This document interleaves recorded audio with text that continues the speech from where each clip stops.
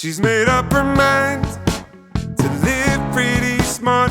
Learn to budget responsibly right from the start. She spends a little less and puts more into savings. Keeps her blood pressure low and credit score raises. She's cutting debt right out of her life. She tracks her cash flow on a spreadsheet at night. Boring money moves make kinda lame songs, but they sound pretty sweet to your wallet. PNC Bank, brilliantly boring since 1865. This episode is brought to you by LifeLock.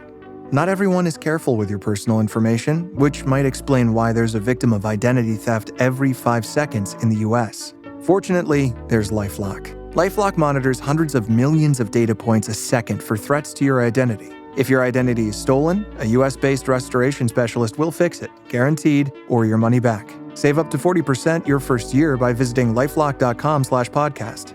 Terms apply.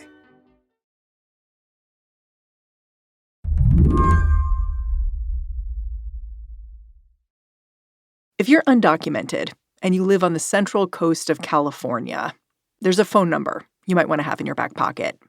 And on the other end of the line will be Primitiva Hernandez. Primi's hotline is keeping track of immigration and customs enforcement. Get detained? She wants to hear about it. Need a real-time update on raids in the area? She'll text you. We were able to verify the first activity in the region, which was on January 26th. From there on, it's been just very busy. We get calls early in the morning, late at night. So far, Primi's organization, 805 UndocuFund, has reported on 52 detentions, mostly farm workers, mostly men. I first got interested in what Primi's up to because I caught some video her organization posted. Like, there's one that's an interview with a gas station attendant. He says ICE just stopped by that morning. They approached a guy who was pulled up in front of a pump and detained him, leaving behind his 2 children. So that's the video that has been circulating around social media, but you'd be surprised to hear that that's not even the worst scenario or arrest that we've seen here in the Central Coast. That's what's caught the most attention, but certainly not the most cruel and inhumane one that we've seen. What's the worst? I would say, it's the arrest of a mother in front of her 9-year-old when she was bringing her 9-year-old to the Camarillo ICE facility for a routine check-in. And was arrested right there on the spot in front of her 9-year-old. Her 9-year-old was left under ICE custody for several hours before our volunteers were able to drive family members to pick up the child. And the mother is still detained. We heard from family members that it's not only a 9-year-old, it's also a 2-year-old that were left behind, are currently in the care of family, and really miss their mother. Primi says these detentions seem both targeted and sloppy. She's noticed ICE surveilling people. They seem to have a list they're working off of. But also, she says the government is getting some detainees' names wrong. It doesn't help that many of the migrants around here are indigenous, meaning they don't speak English or Spanish. We know that they have taken several people with mistaken identities. Because how can you tell if you have the right person when you can't even communicate with this person? But at the end of the day, they will take anyone who just ends up being undocumented. She advises her clients they don't have to let agents into their homes, not without a judicial warrant. But it hasn't really made a difference. We only know of one judicial order signed by a judge that we have seen in the region. And for that situation, the person was arrested in their home. So most of the arrests are happening when people are in public spaces, more vulnerable, and have less protections. I could see how that could make you scared to do much of anything. Absolutely. I would say a couple days ago, we even had a call from a U.S. citizen who was telling our staff that they were afraid to go anywhere because her father was born in Mexico. And she asked, should I carry my birth certificate? But if I do, you're going to see that my father was born in Mexico, and am I going to get arrested and deported? So it's not only the immigrant and migrant community at this point, even visa holders, green card holders, U.S. citizens don't know what to expect and feel like they could be a target just by where their family and ancestors came from. Today on the show, we're going to take a closer look behind the viral videos of ICE detentions you've been watching on social media. Is seeing the way ICE operates changing the way the public thinks about immigration and immigrants? I'm Mary Harris. You're listening to What Next? Stick around.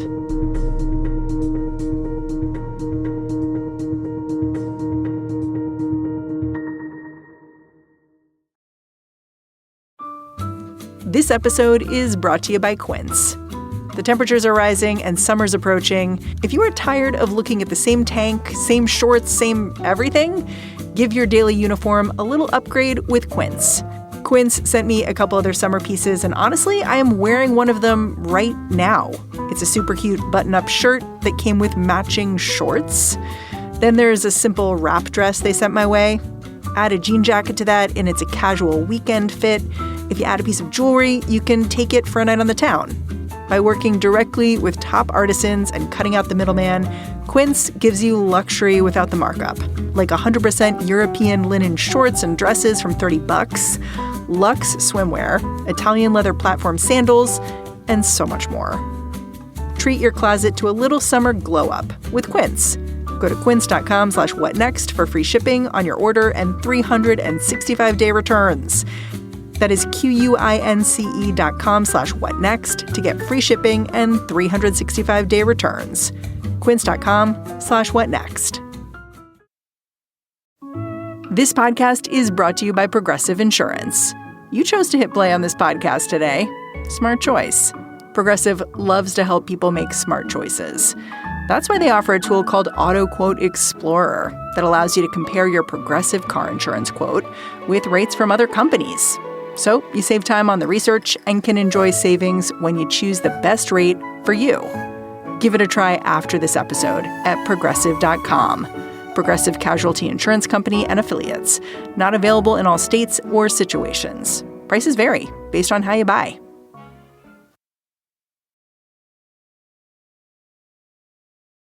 I wanted to get a better sense of how the videos, like the ones Primi's recording, are actually impacting public opinion. So I called up Adrian Carrasquillo. He's a writer at the Bulwark, where he's got a column. He calls it Huddled Masses. Adrian told me about what's caught his attention in the flood of ICE arrest videos. To me, what stands out is just how violent things are. I think I put this, so in my newsletter at the end, I do one last thing, which is just like, in this world of 20 crazy stories that I can include, here's like one more story that I think that really caught my eye that I think you should know about.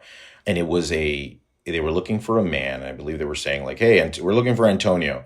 The guy's in the car. He knows he's not Antonio. And they're using some very powerful weapon, which I don't know if it's like a pickaxe or what, but it looked extremely, like the scene was violent, and they're like breaking the window and they're like dragging them out. And they had the wrong guy. They were looking for someone else, Yeah, I was going to say that's the other thing that stands out to me. Like all the accidental detentions. Like, I know in early days you were reporting on Puerto Rican people being picked up simply because they looked the part. Yep. They looked the part. And it's like the more we peel this onion, the more there is here. I mean, yeah, look, it's blatant racial profiling. And it's what derailed SB 1070 in Arizona like over a decade ago. SB 1070 was Arizona's infamous Show Me Your Papers law. It was passed in 2010, and it allowed law enforcement to ask people they suspected of being undocumented to present proof of legal status during, say, a traffic stop. The law led to rampant racial profiling, and it was partially struck down 2 years later. It's illegal to look at someone driving by, they're brown, or you hear them speaking Spanish, and to stop them. And what this administration is doing is like a bunch of illegal stuff. And I mean, what I was just going to say about the agents is the violence, and it is crazy to me because immigration is a civil offense, not a criminal offense. And the way that this administration views these immigrants is as criminals. And it doesn't matter if you've been working here 15 years, it doesn't matter if you pay your taxes, it doesn't matter if you have a small business. I mean, so it's this constant criminalization of all of them. And what we're driving at is the quotas that have been instituted, I think driven by Stephen Miller. And when you're trying to get a certain amount of people per day or per week, you're just getting as many people as you can. And yes, some are mistakes, and some are U.S. citizens, and some U.S. citizen kids, one with cancer, are deported. And you don't really care because you're trying to just get as many people out as you can. And then if people complain, and then if you lose a couple cases, fine. So that's sort of what's been pervasive. Yeah, it's interesting because whenever I see another video of someone being detained or whatever, I sort of wonder how widespread this kind of treatment is. I wonder, are there a whole lot more videos I'm not seeing? I wonder, is all the attention that someone like Kilmar Garcia, who is detained in Maryland, sent to El Salvador, is all that attention preventing other people from going through a similar experience? There's a conversation that's been going on, and I don't know when it started, but I know that that in recent weeks it's been going on behind the scenes, and it's lawyers and family members and people who are trying to decide for either for their client or for their family member, is media attention good? Do we want more attention on these things? There's people like the lawyer for Andri, who's the young makeup artist who was sent to the Salvadoran CCOP prison. The Venezuelan guy who had tattoos, and he had worked for the TV station. Exactly. So his lawyer has told me that we need to shine a light on these cases, and that that as soon as people forget about Andri and stop talking about him, that he will be forgotten, and that he could live out his life in El Salvador, or he could die in El Salvador. So there are certainly people who are like, the attention is good, the media attention is good, we need to keep the pressure on the administration. When his lawyer tells me about why, she says because she has, I believe, some other clients that are also in CCOT. And so her concern is that she's already seen judges wanting to throw out cases, sort of like, well, they're in El Salvador. Like, we're done here. Yeah, we're done here. Exactly. And so she's like, that's really dangerous, because the second that she doesn't have any more that she can do in court, again, people will forget about this person. But yeah, I think there's concern about how much attention things can get, and maybe family members. I mean, look what happened to Kilmar's wife. They not only started putting out all their past relationship stuff and out in public, but her address was leaked and she had to move. I mean, just horrible stuff. The administration really knows no bottom and is super shameless when it comes to the ways that they will try to be punitive against people they view as their opponents. You've written that you believe that Trump's immigration horror stories are breaking through to regular Americans. I wonder if you can lay out how you're sure of that. So there's a combination of things. We have seen his numbers in the 100 days starting to go down on immigration. And what's interesting about that is when Joe Biden was president, when people talked about Trump, immigration being a powerful issue for Trump, it was largely around the border and feeling that, there was a constant drumbeat, Fox News stories, and I think CBS does a good job with their immigration coverage. So it would always be like, here's the record number of people that are crossing, or removals that we're having, because there's this record number of crossers coming and things like that. And so as soon as I started my newsletter, I was pretty sure that Americans definitely wanted the border tightened. That was a thing. But with his numbers dropping down, his numbers are dropping down because of the stuff he's doing in the interior of the country. I looked at these focus groups that I had in a story, and they were really interesting. And it was 6 Latino men from Arizona, and already 3 of them regret their vote for Trump. And the other 3 definitely talked badly about what his policies, the effect that they're having on the economy and immigration, but they weren't ready to say that they regretted their vote yet. Were they surprised? I mean, yeah, they were surprised. And so when digging into some of that, it was they all, what I liked about that focus group is that all the men had very different jobs. So one guy was a construction worker, and he was like, I voted for Trump because he was going to improve the economy, and I thought that was better for my family. And I also knew that he was going to go after criminals. And he's like, but now he's going after tax-paying people who are not criminals, who are innocent, and the tariffs and the economy. And so what I found interesting about those focus groups is that, like, you know, I cover immigration. The number one issue is the economy, as people often say, right? Like, that was what was coloring their impression of his presidency and pissing them off. But then the next sentence was immigration, what he's doing is wrong. And they brought up Kilmar without anyone saying anything. And, you know, that story definitely broke through. What was interesting there is these guys do not like mainstream media. They said media is biased. They said CNN is just as bad as Fox News. And the vibe they were giving off was like, we're not really into the news and into the media. But then they would mention stories that were breaking through. And I'm like, well, where'd you hear about Kilmar then? You know what I mean? And they were all saying, like, it's really messed up. Like, if you send someone wrongly to El Salvador, that you just ruined someone's life. Yeah. I mean, we've talked a lot on this show about immigration being a thermostatic issue. The fact that, like, once someone's in charge, Americans seem to keep responding in opposition to whatever's going on with immigration. And so, you know, folks didn't like chaos at the border and punished Joe Biden for that. Now they don't like Donald Trump's approach. And what I see is that people don't like chaos. Like Joe Biden, there were so many images from that time of people coming across the border towns being overwhelmed.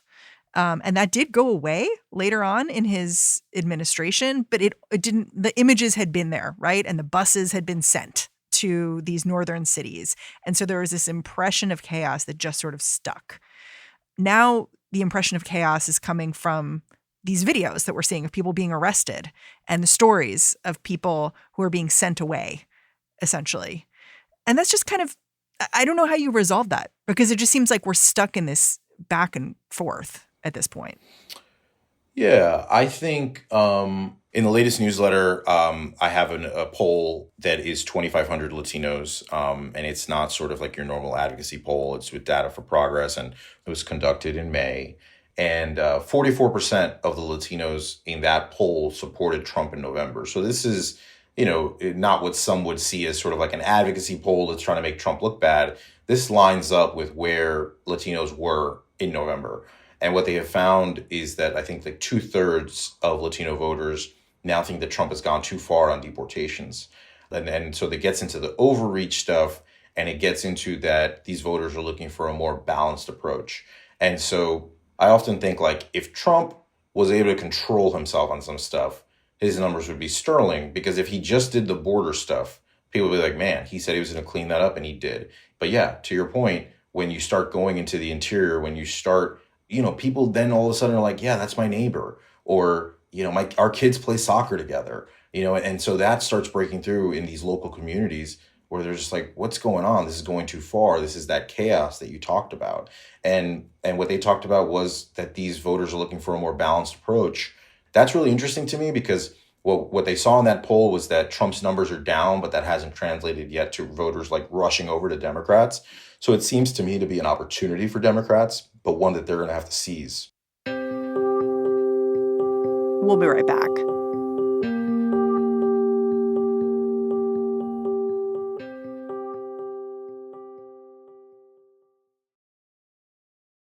This episode is brought to you by Discover. It's smart to always have a few financial goals.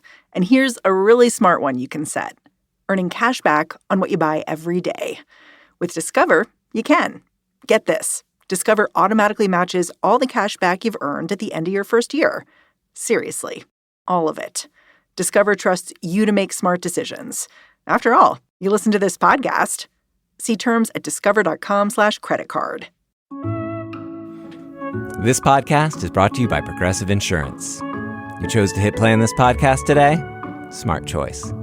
Progressive loves to help people make smart choices. And that's why they offer a tool called Auto Quote Explorer that allows you to compare your Progressive car insurance quote with rates from other companies. So you can save time on the research and can enjoy savings when you choose the best rate for you. Give it a try after this episode at Progressive.com. Progressive Casualty Insurance Company and Affiliates. Not available in all states and situations. Prices vary based on how you buy. This episode is brought to you by Discover. It's smart to always have a few financial goals. And here's a really smart one you can set: earning cash back on what you buy every day. With Discover, you can. Get this. Discover automatically matches all the cash back you've earned at the end of your first year. Seriously, all of it. Discover trusts you to make smart decisions. After all, you listen to this podcast. See terms at discover.com/creditcard. The White House seems to understand that these images are breaking through to voters, and they're trying to come up with images of their own. I know you wrote about how, especially with Kilmar Garcia, they're trying to kind of make their own version of propaganda around him. Like the White House did a version of the Obama Hope poster, but with Kilmar Garcia, and it said MS-13. Do you think that is breaking through? Yeah, I was actually about to say to you, like, is there, I don't know if there's an academic term for when one case represents all the others, but sort of it's this proxy fight, right? Like, if they can make Kilmar into a monster, then it's like, don't even worry about those other 250 dudes. They're just as bad or worse.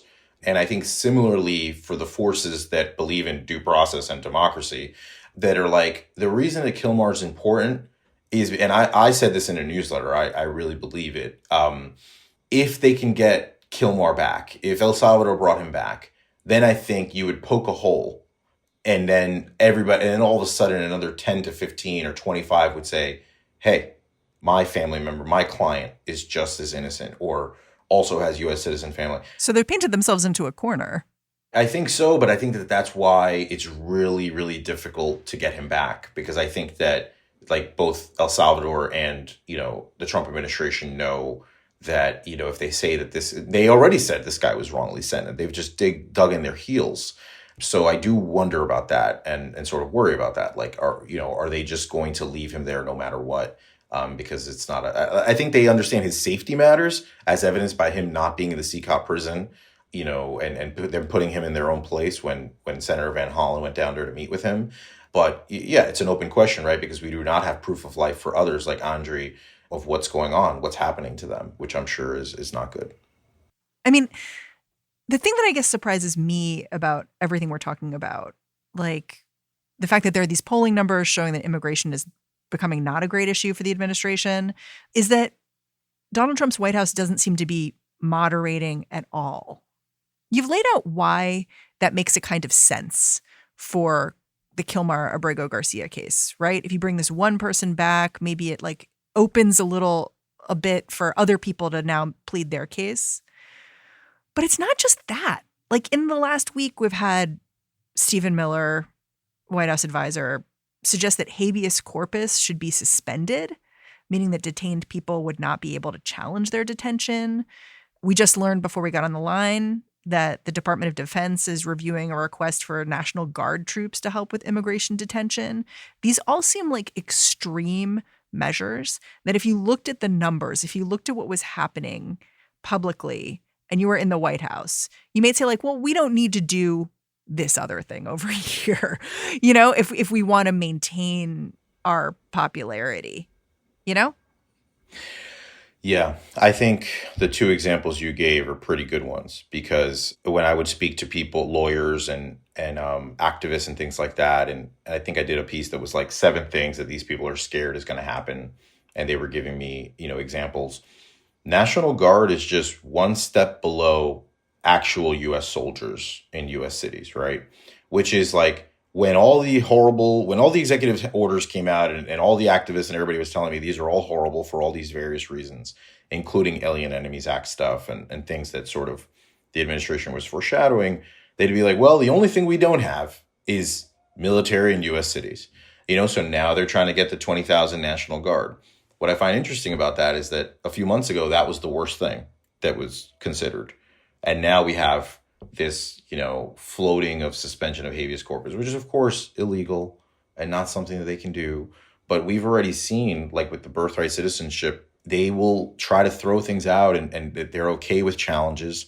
I guess when I think about why they're not worried that this is going to hurt them in 2026, I think that this is just sort of what they feel is their mandate, and they think it's important, and they're cleaning up the streets, and maybe voters will be okay with it. But then again, we see them do stuff with like tariffs and other things that are unpopular, where they're sort of like, we'll end up in a place that's good, even if it's short-term bad. Well, short-term might be next year, and Republicans may get blown out. Can I ask if Democrats are doing enough here? Because it seems to me that with immigration, if you just look at the polling numbers, there's like blood in the water if I'm a shark. Like I could move in for the kill. And yet you wrote an article a week or two ago about Hakeem Jeffries, the Democratic leader in Congress, basically telling folks, why don't you just not go down to El Salvador? And Cory Booker, in fact, the senator, did not go down to El Salvador, even though he had a trip planned. And I guess you could make the argument that it's not just El Salvador and maybe there are things to do at home. But I just wonder how you process that. We should say that Hakeem Jeffries pushed back strongly on your reporting and said, oh, no, I'm not telling people not to do things. And I found that interesting because his folks didn't push back to me the day before when I told them what I was writing. But, El Salvador is not the only thing. There's U.S. citizens being sent, And so what happened afterwards? Joaquin Castro and Adrian Espaillat, the Congressional Hispanic Caucus chair, went down to Mexico to meet with the family who is U.S. citizen children, and one of the kids has stage 4 cancer, So, like, there are other stories in addition to Kilmar, in addition to El Salvador, that are important to pay attention to. But I didn't hear about that trip. I mean, I heard about it, like I saw it, and it was out there and it got attention. But I think that those are the types of things that there needs to be more of. I think El Salvador got so much attention because Kilmar has gotten so much attention. And there was a question of like, would that government allow them to be seen and things like that. But I think that more of those things and more of that pressure is important. But is Democratic leadership encouraging more of this pressure?